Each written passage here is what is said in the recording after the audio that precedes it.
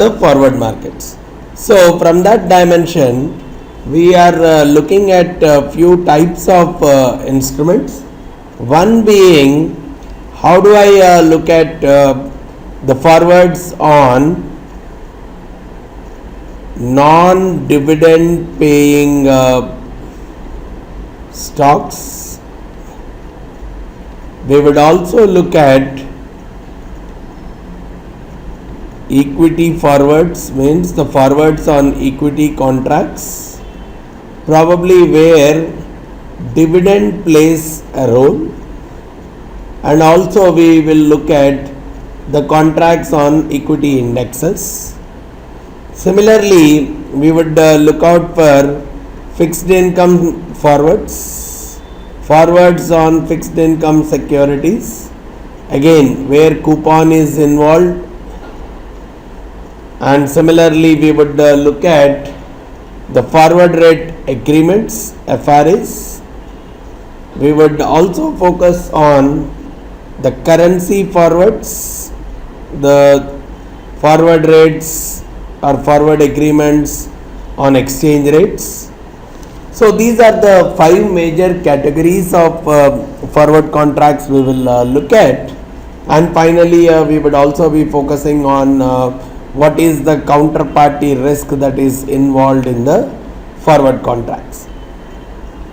So with that as the base, we get started into it. We'll take up some numerical examples wherever possible to get into this pricing aspect. So whenever we talk about any of these contracts, we are focusing on 2 dimensions. One is the price of the forward contract, which is otherwise called as no arbitrage price. Right, we are talking about the price of the forward contract. And 2, we will talk about the value. Any forward contract, it could be on equity, it could be on a bond, or it could be on an FRA, whatever it is. Anything we are trying to compute, any forward contract we are planning to look at, 1, we have a price to it, 2, we have a value. Price is determined at the time of entry into the contract, right, which is a kind of a mutually agreed upon price between both the parties, or probably one party is willing to pay this to get the delivery from the other party. All these are the meanings of the price, which is decided on the day of entry into the contract. So in a regular forward contract where there are no dividends or no cash flows intermediately, we price those kind of forwards as the S0, which is the current market price, into 1 plus R to the power T, where R is we treat as the risk-free rate of return. So any case of no arbitrage forward pricing,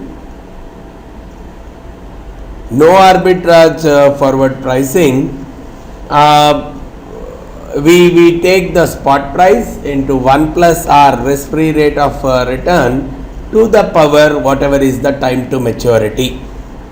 This is the typical simpler form of the forward contract price. And when we talk about the value, we can talk about the value either at the initiation of the contract or somewhere. So let's say if I am having a 90-day forward contract, right, what is the price as on this day is what is the pricing. And when I am talking about the value, I can decide the value of the contract either here or probably somewhere after the contract got initiated but before the expiry of the contract, or on the maturity. Remember one thing, wherever the question is about value, we will find out the value as the spot price, which means on that day whatever is the price, minus the present value of the forward price. Forward price is the price that has been contracted by both the parties on the initiation day of the contract, right? In most of the cases, we will find that at initiation the value of the contract is 0 to both the parties, because no party want to make any additional payment on day 0 to the other party, except in case of off market forwards. Probably off market forward is something which I would be looking as one party having an advantage over the other party on the day of entry into the contract itself, which means on the day of entry into the contract this equation does not hold true. Probably F is either more than this or F is less than this. So that is the scenario where we call them as off market, because the forward price is not reflecting the no arbitrage price based on a risk-free rate of return. So those kind of forwards are called off market forwards, where one party has an advantage on the day of entry of the contract itself compared to the other party. And in those kind of contracts, we'll see that one party makes a payment to the other party, whereas in all other cases at the initiation we find that the value of the contract is 0, which is nothing but the spot price minus the present value of the forward price. But any time down the lane we talk about the value of the forward as the spot price on that particular day minus the present value of the forward price which has been contracted.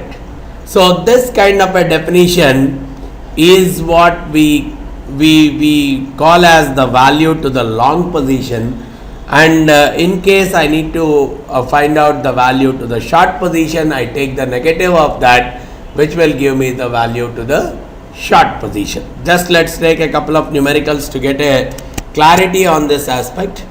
Compute a no arbitrage 120-day forward contract price on a non-dividend paying stock. So this kind of formula S naught into 1 plus R to the power T is applicable only when it is a very simple underlying security where no dividends or cash, any other intermediate cash flows are involved. So no arbitrage 120-day forward contract, which means the expiry date of this forward contract is after 120 days.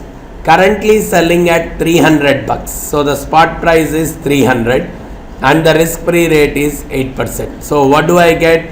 The no arbitrage forward contract price is nothing but 300 into 1.08 to the power T, 120 days, probably because this 8% is annual. I will take this as to the power 120 by 365. So this is how we get the no arbitrage forward price on this kind of a security. So going back into the spreadsheet to compute the same, I will get the forward price as 300 into 1.08 to the power 120 by 365, which will come out as 307.69, right? I am getting it as 307.69. So that is the no arbitrage forward price. 307.69 is the no arbitrage forward price in this kind of a deal. Now, how am I looking at the value? If the spot price of the stock after 1 month, so basically on this day we have entered into the forward contract where the forward will be expiring 120 days from today. Now what are we saying? Spot price of the stock after 1 month. So we have moved 1 month into the contract. On this day, the spot price is 305, which means we still have 90 days for the maturity of this particular contract. Now, this is where I want to find out the value to the long and short positions. So, if the question is about the value, as I said, spot price minus present value of the forward price. The forward price is 307.69 divided by 1.08 to the power 90 by 365, because 90 more days are left to maturity. This is how I would be working it out. So probably if I want to find out the value, I am taking it as 305 minus 307 divided by 1.08 to the power 90 by 365. So this is working out to a positive 3.1. So which is working out to 3.1, which is a positive value. So a positive value is, it means that for the long there is a benefit.